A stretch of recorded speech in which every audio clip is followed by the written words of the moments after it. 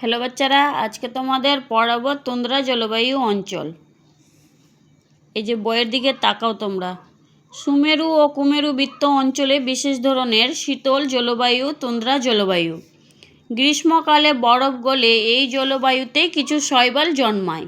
এই শৈবালের নাম অনুসারে এই অঞ্চলের জলবায়ু তুন্দ্রা জলবায়ু নামকরণ করা হয়েছে। ঠিক আছে, এবার হচ্ছে অবস্থান।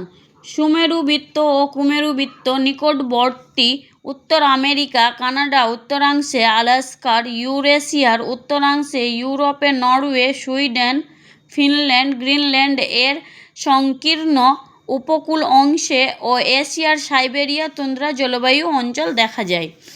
এবার হচ্ছে তুন্দ্রা জলবায়ু অঞ্চলের বৈশিষ্ট্য।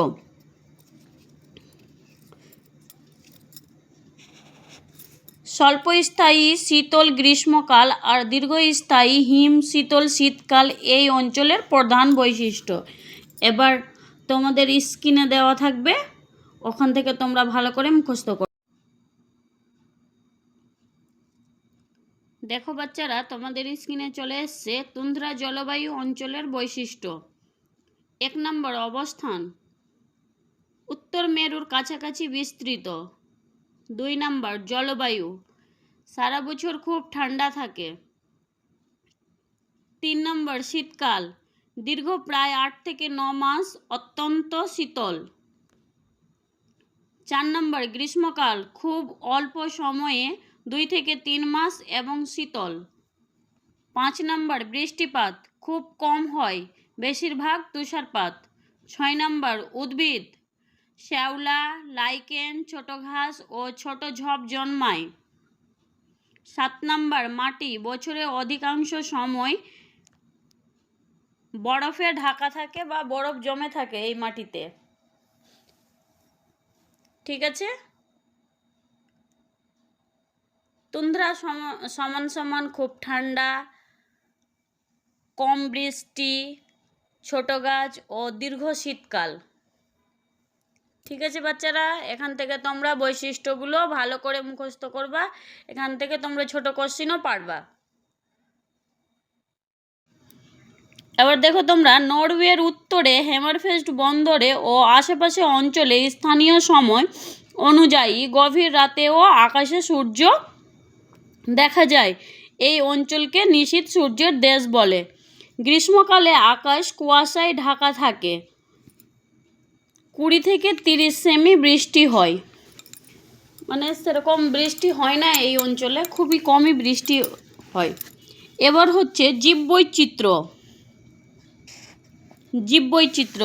জীববৈচিত্র্যের মধ্যে হচ্ছে স্বাভাবিক উদ্ভিদ। বছরের বেশিরভাগ সময় তাপমাত্রা হিমাঙ্কের নিচে থাকে। এই অঞ্চলে কোনো বড় ধরনের গাছ জন্মাতে পারে না। এখানকার প্রধান স্বাভাবিক উদ্ভিদ হলো মস, লাইকেন। এটা হচ্ছে স্বাভাবিক উদ্ভিদ, তোমরা এই যে হাইলাইট করে দিলাম, এখান থেকে তোমরা করে নিবা। এই নাম দুটো আছে, মস ও লাইকেন, ভালো করে মুখস্থ করবা। এবার হচ্ছে বন্যপ্রাণী। তিমি, মেরু শিয়াল, মেরু ভাল্লুক, কেরিবু এখানে দেখতে পাওয়া যায়। এই যে এটা মুখস্থ করে নিবা।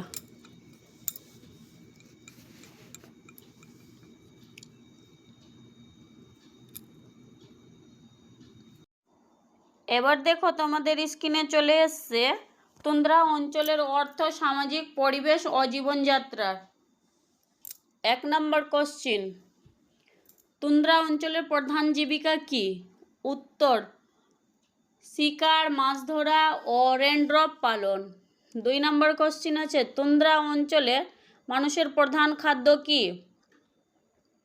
উত্তরে আছে মাছ, মাংস ও প্রাণীজ খাদ্য। 3 নম্বর, তুন্দ্রা অঞ্চলে মানুষ কি ধরনের ঘরে বাস করে? উত্তরে আছে বরফের ইগলু ও পশুর চামড়ার তাঁবুতে বাস করে। তুন্দ্রা অঞ্চলে মানুষ কি ধরনের ঘরে বাস করে? উত্তরে আছে বরফের ইগলু ও পশু চামড়ার তৈরি তাঁবুতে বাস করে। এবার হচ্ছে তুন্দ্রা অঞ্চলের প্রধান আদিবাসীরা কারা? উত্তরে আছে ইনুত ও সামি। ইনুইট এবং সামি প্রভৃতি।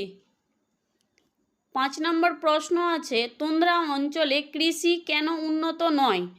উত্তরে আছে অত্যন্ত শীতল জলবায়ু ও সারা বছর জমি বরফে ঢাকা থাকে, তাই এখানে কৃষিকাজ উন্নত নয়।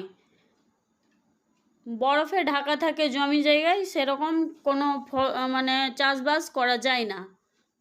ঠিক আছে। এবার 6 নম্বর, তুন্দ্রা অঞ্চলে মানুষের পোশাক কেমন? উত্তরে আছে পশুর লোম ও চামড়ার তৈরি মোটা গরম পোশাক। তুন্দ্রা অঞ্চলে যাতায়াতের জন্য কি ব্যবহার করা হয়? উত্তরে আছে কুকুরের টানা, স্লেজ ও স্নোমোবাইল ব্যবহার করা হয়। এগুলা খুব ইম্পর্টেন্ট কোশ্চিন আছে, তোমরা ভালো করে মুখস্থ করবা। ছোট কোশ্চিন,